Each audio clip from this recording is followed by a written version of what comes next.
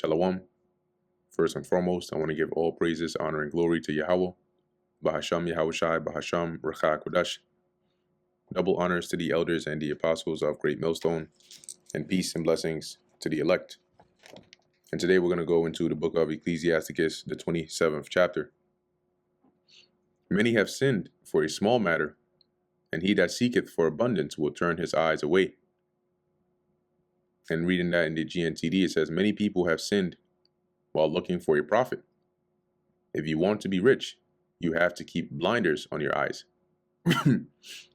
As a nail sticketh fast between the joinings of the stones, so doth sin stick close between buying and selling. Because, with buying and selling, there's easily room for cheating, defrauding, lying, stealing.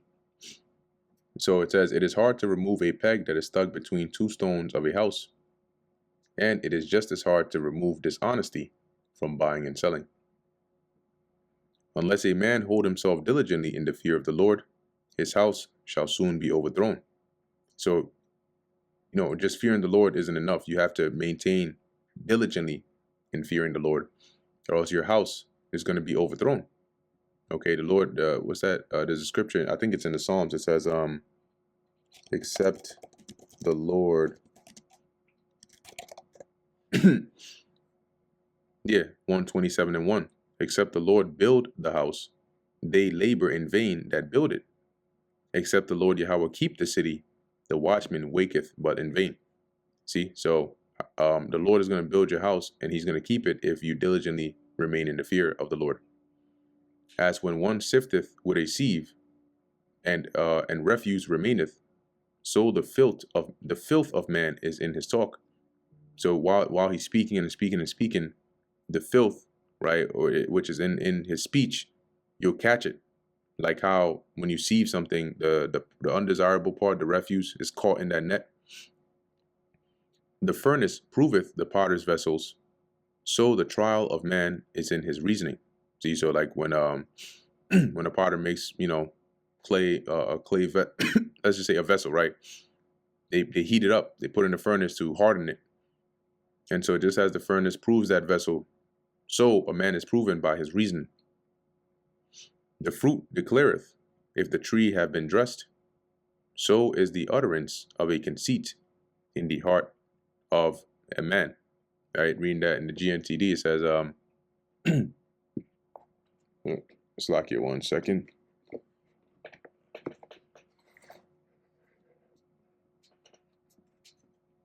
Okay, verse 6, it says, you can tell how well a tree has been cared for by the fruit it bears, and you can tell a person's feelings by the way he expresses himself. Praise no man before thou hearest him speak, for this is the trial of men.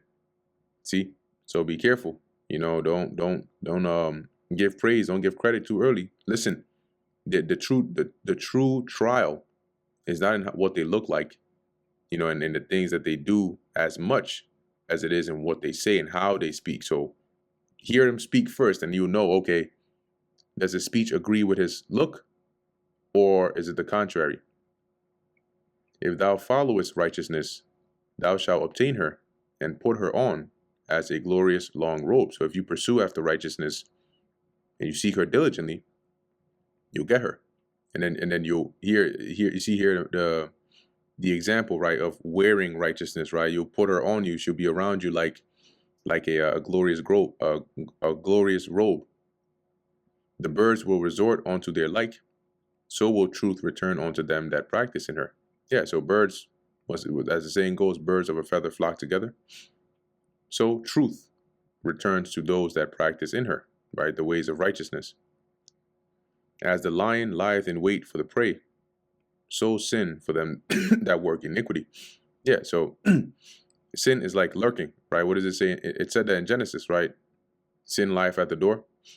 So sin is lurking, and when you're working iniquity, it's only a matter of time before boom, you go and do some sin, and the wages of sin is death. So now there's a punishment waiting for your ass. The discourse of a godly man is always with wisdom, but a fool changeth as the moon. The GNTD says, when devout people talk, what they say always makes sense. But foolish people are always contradicting themselves, right? Because you know how the moon goes from a full moon, then, has a sliver, the slither, the slither, and eventually you get the new moon where you don't see it at all. It's constantly changing. That's the contradiction and the double-mindedness of a fool. If thou be among the indiscreet, observe the time, right? Those are people that are not wise. They're indiscreet.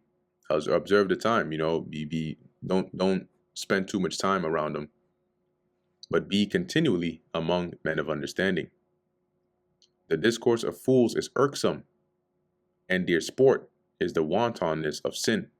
See, when you hear, fools engage in conversation and the things that they talk about and, joy in, it's irksome. It's like, bruh, that's what you're thinking about. That's where your mind is with all the things that are going on. Oh no. It says the stories that foolish people tell are offensive, and they make jokes about the worst kind of sin. See, like it's a good thing, like that's the sport, right? They make sport of it. And the talk of him that sweareth much maketh the hair stand up, and their brawls make one stop his ears. It says when such people curse, it is enough to make your hairs stand on end. And when they start arguing among themselves, all you can do is stop up your ears. The strife of the proud is bloodshedding, and their revelings are grievous to the ear. Yeah, because eventually that's what it's going to lead to. They go back and forth, and then boom, it leads to violence. And their revelings, right? Their insultings of each other, is grievous. You get tired of hearing that, because they say some very, vulgar and profane things.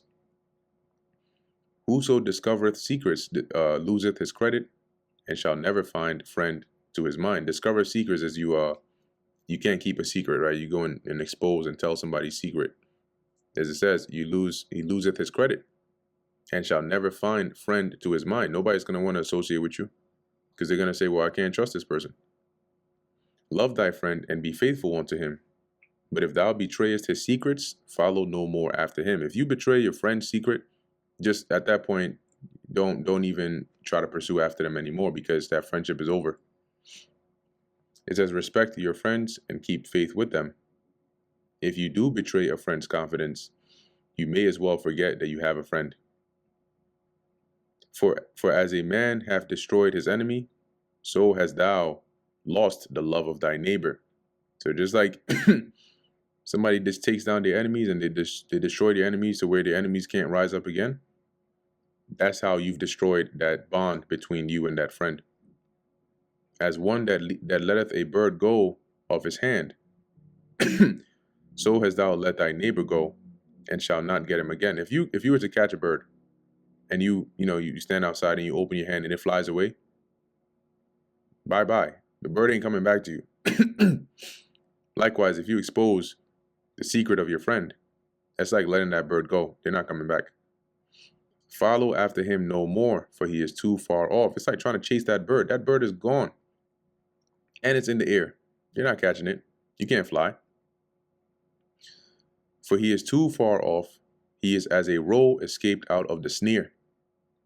See, because that's how he's gonna think about it. Like, yo, this person that I was telling my secrets to, I was saying, hanging around with, I considered them a friend.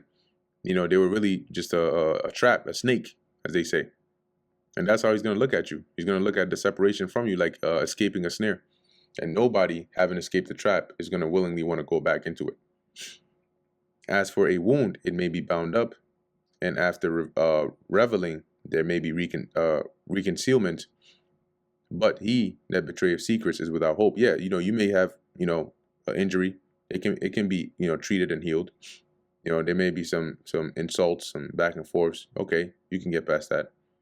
But if you betray secrets, there's no hope of fixing that. Why? Because you've broken trust, and trust is like a glass plate. A glass plate. Wow, it's like a plate. And once it falls and it shatters, that's what happens when you betray secrets. You also betray trust along with it. He that winketh with the eyes worketh evil, and he that knoweth him will depart from him. Right? Because he's it doesn't mean that, okay, the second somebody winks at you, oh, uh-oh, that's this person is the demon from hell. They might wink with just in a friendly conversation, right, making a point. But there's a difference between that and here, as it says in the GNTD, when someone starts winking at you, so when someone starts winking at you, he has something bad in mind, and nothing can stop him from going through with it. Where we at? It says, and he that knoweth him will depart from him. When thou art present, he will speak sweetly, and will admire thy words. But at the last, he will writhe his mouth and slander thy sayings. See? So when you're there, he's going to act like he's a friend, he's close. But when the opportunity presents itself, let's look at that word. Make continual twisting, squirming movements. Squirm, thrash. Okay? To beat repeatedly, violently, to move in a violent and convulsive way. So in other words, as it goes on to say, he's gonna fix his mouth basically to slander you, or twist your words. I have hated many things, but nothing like him, for the Lord will hate him. Right? An individual like that is hated both of God and man. Whoso casteth a stone on high, casteth it on his own head, and a deceitful stroke shall make wounds.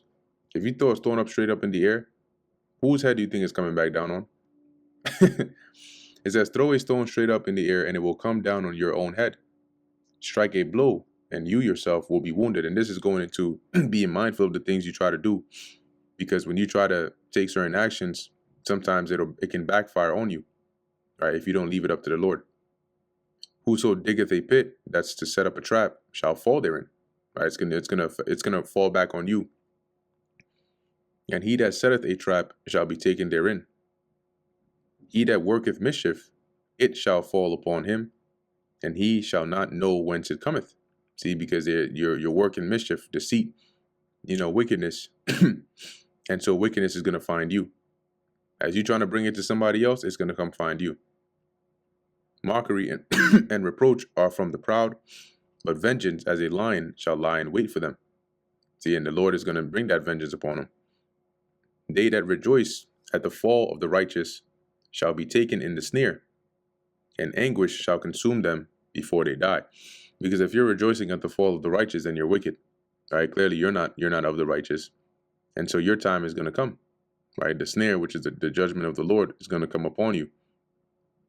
Malice and wrath, even these are abominations, and the sinful man shall have them both. See, the sinful man is wrathful and has malice. And by having those, if they are abominations, what does that make him? An abomination. And what's going to happen to him? He's going to suffer judgment. And that brings us to the end of the book of Ecclesiasticus, the 27th chapter. Lord willing, that was edifying to the elect. In closing, I want to give all praises, honor, and glory to Yahweh, Bahasham Yahushai, Bahasham, Racha Kodash. Until next time, Shalom.